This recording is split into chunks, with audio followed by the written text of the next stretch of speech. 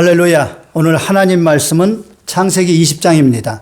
창세기 20장 말씀을 제가 봉독합니다. 아브라함이 거기서 네게브 땅으로 올라가 가데스와 술 사이 그랄에 거류하며 그 안에 사라를 자기 누이라 하였으므로 그랄 왕 아비멜렉이 사람을 보내어 사라를 데려갔더니 그 밤에 하나님이 아비멜렉에게 현몽하시고 그에게 이르시되 내가 데려간 이 여인으로 말미암아 내가 죽으리니 그는 남편이 있는 여자임이라.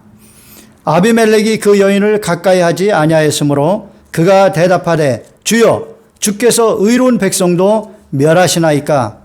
그가 나에게 이는 내 누이라고 하지 아니하였나이까. 그 여인도 그는 내 오라비라 하였사오니 나는 온전한 마음과 깨끗한 손으로 이렇게 하였나이다. 하나님이 꿈에 또 그에게 이르시되 내가 온전한 마음으로 이렇게 한 줄을 나도 알았으므로 너를 막아 내게 범죄하지 아니하게 하였나니 여인에게 가까이 하지 못하게 함이 이 때문이니라. 이제 그 사람의 아내를 돌려보내라. 그는 선지자라. 그가 너를 위하여 기도하리니 내가 살려니와 내가 돌려보내지 아니하면 너와 내게 속한 자가 다 반드시 죽을 줄 알지니라. 아비멜렉이 그날 아침에 일찍 일어나 모든 종들을 불러 그 모든 일을 말하여 들려주니 그들이 심히 두려워하였더라. 아비멜렉이 아브라함을 불러서 그에게 이르되 내가 어찌하여 우리에게 이렇게 하였느냐. 내가 무슨 죄를 네게 범하였기에 내가 나와 내 나라가 큰 죄에 빠질 뻔하게 하였느냐. 내가 합당하지 아니한 일을 내게 행하였도다 하고 아비멜렉이 또 아브라함에게 이르되 내가 무슨 뜻으로 이렇게 하였느냐. 아브라함이 이르되 이 곳에서는 하나님을 두려움이 없으니 내 아내로 말미암아 사람들이 나를 죽일까 생각하였으며 또 그는 정말로 나의 이복 누이로 내 아내가 되었음이니라. 하나님이 나를 내 아버지의 집을 떠나 두루 다니게 하실 때에 내가 아내에게 말하기를 이후로 우리 가는 곳마다 그대는 나를 그대의 오라비라 하라. 이것이 그대가 내게 베풀 은혜라 하였었노라. 아비멜렉이 양과 소와 종들을 이끌어 아브라함에게 주고 그의 아내 사라도 그에게 돌려보내고 아브라함에게 이르되 내 땅이 내 앞에 있으니 내가 보기에 좋은 대로 거주하라 하고 사라에게 이르되 내가 은 1000개를 내 오라비에게 주어서 그것으로 너와 함께한 여러 사람 앞에서 내 수치를 가리게 하였노니 내 일이 다 해결되었느니라. 아브라함이 하나님께 기도하며 하나님이 아비멜렉과 그의 아내와 여종을 치료하사 출산하게 하셨으니 야훼께서 이왕에 아브라함의 아내 사라의 일로 아비멜렉의 집의 모든 태를 닫으셨음이더라. 아멘. 저는 오늘 아브라함의 복을 받읍시다 9번째 말씀을 전하며 함께 은혜를 나누기를 원합니다. 아브라함의 복은 하나님께서 주시는 최고의 복을 말합니다. 아브라함의 복은 믿는 자들이 받는 복으로 이 복을 받으려면 아브라함과 같은 믿음의 사람이 되어야 합니다. 이에 대해서 갈라디아서 3장 9절에 말씀하고 있습니다. 그러므로 믿음으로 말미암는 자는 믿음이 있는 아브라함과 함께 복을 받느니라. 아멘.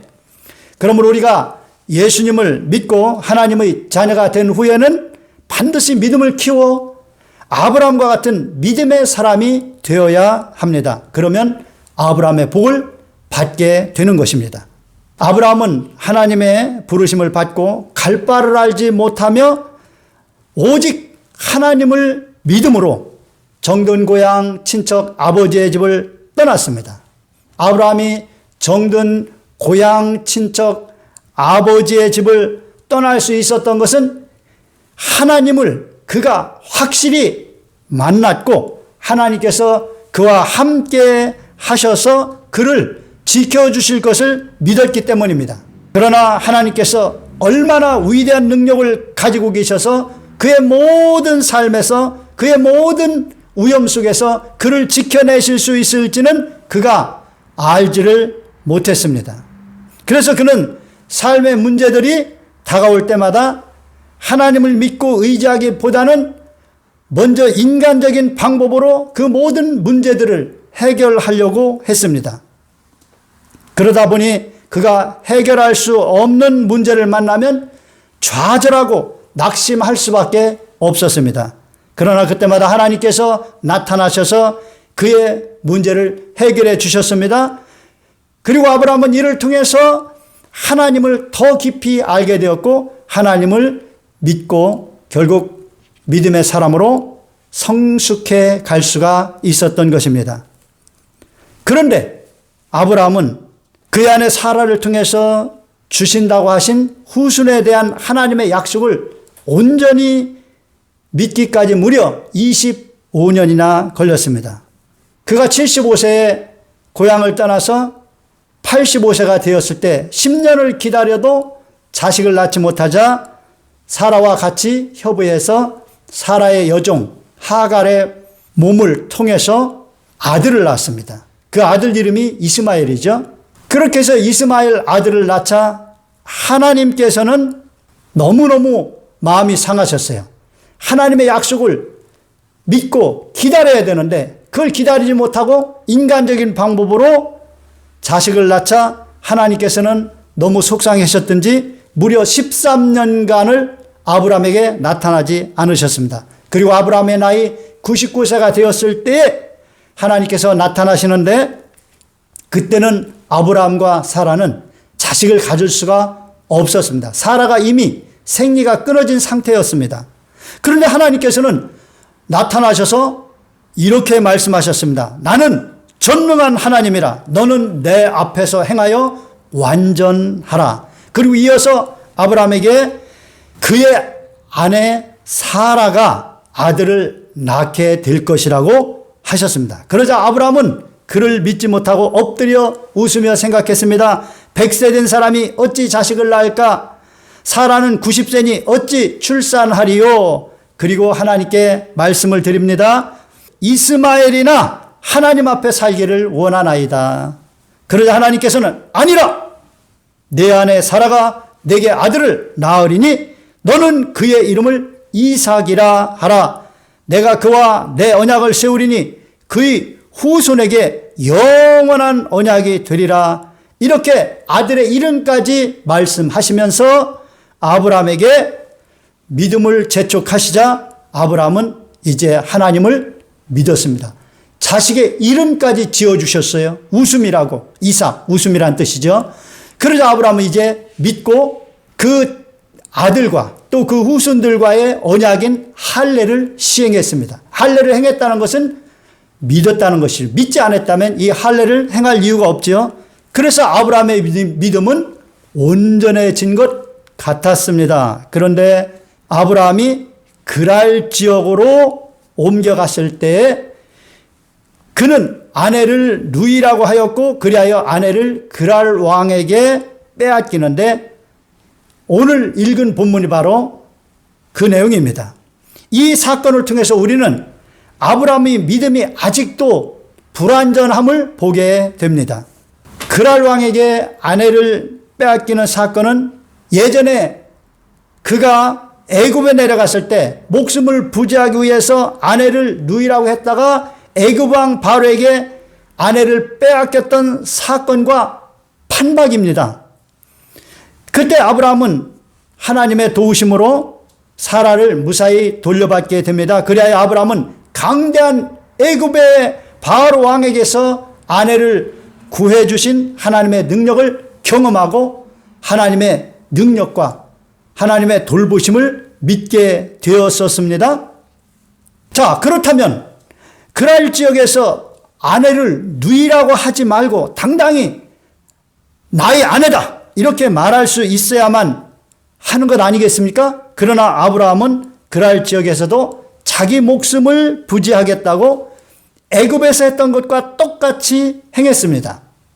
그런데 이번에도 하나님께서 전에 애굽에서 사라를 구해 주셨던 것과 똑같이 그랄 왕을 죽이겠다고 위협하셔서 사라를 아브라함에게 돌려보내도록 하심으로 구원해 주셨습니다.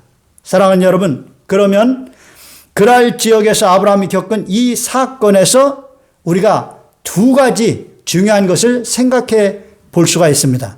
첫째로 아브라함은 하나님의 돌보심을 믿고 사라를 누이라고 하지 말고 당당히 아내라고 했어야만 했는데 왜 그렇게 하지 못했느냐는 것입니다. 만일 아브라함이 사라를 아내라고 했더라면 그가 우려했던 대로 누군가가 그를 죽이고 사라를 데려가려고 했을 수도 있습니다.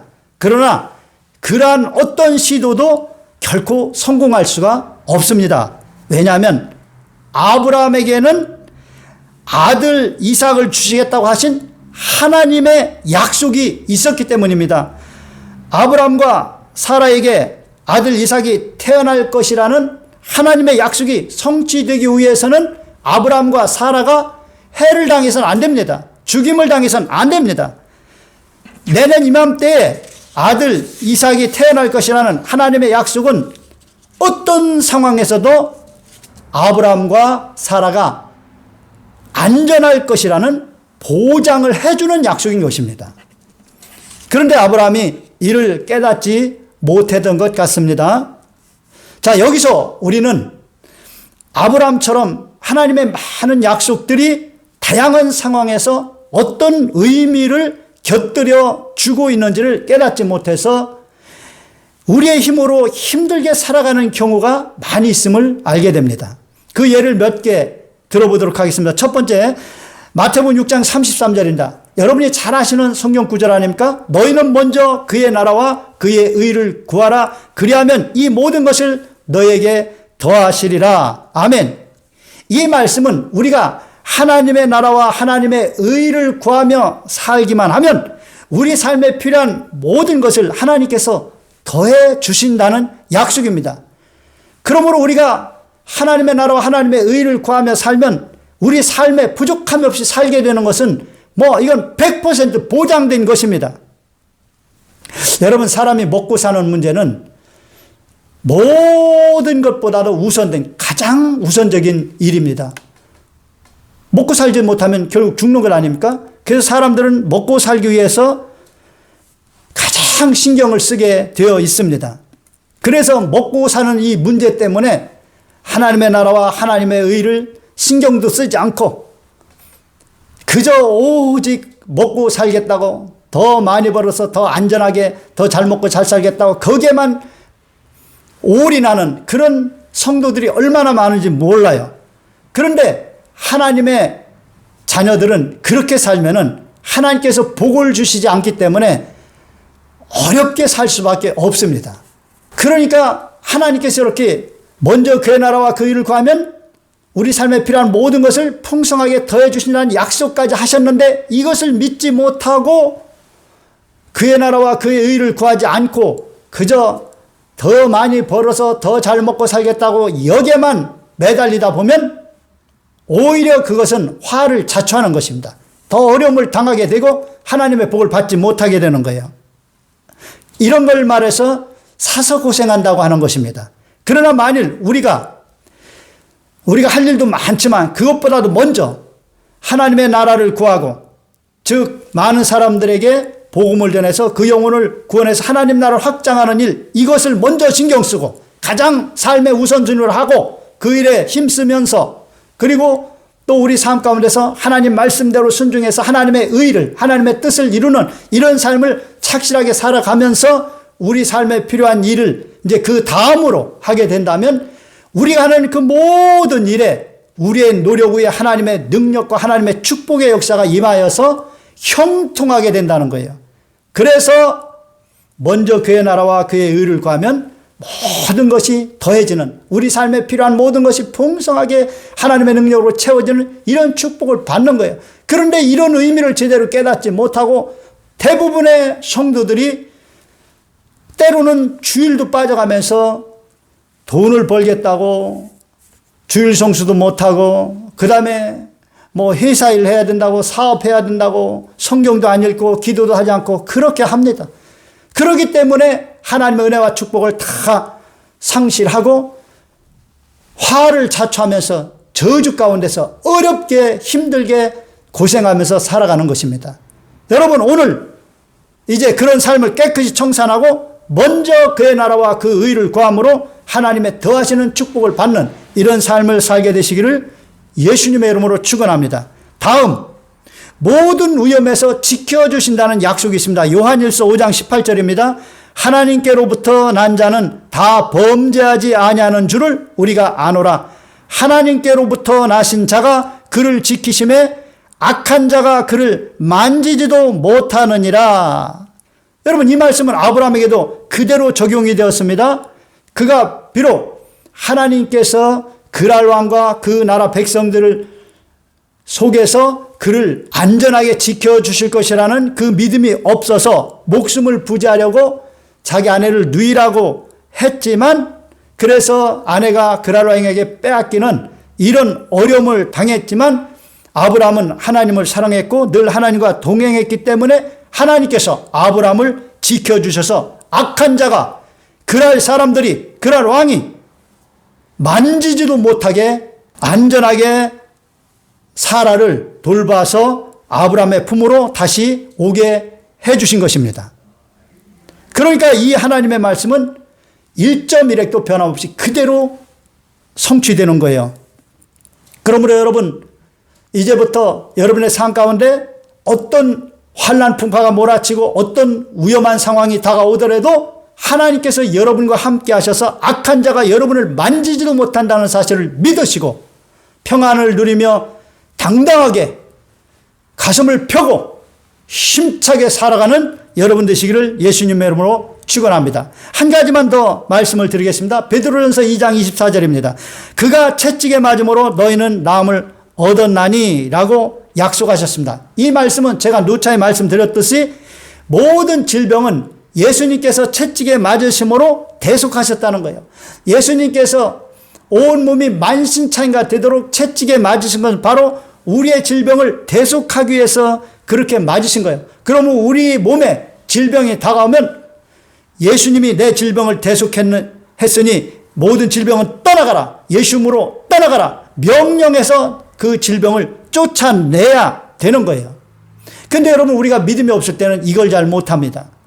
그런데 이 약속의 말씀을 우리가 정말 안다면 이 말씀을 모든 질병에 대해서 적용해야 됩니다. 그래서 질병이 다가오면 쪼르르 병원부터 가지 마시고 먼저 예수님으로 명하노니 이 질병은 떠나갈지어다.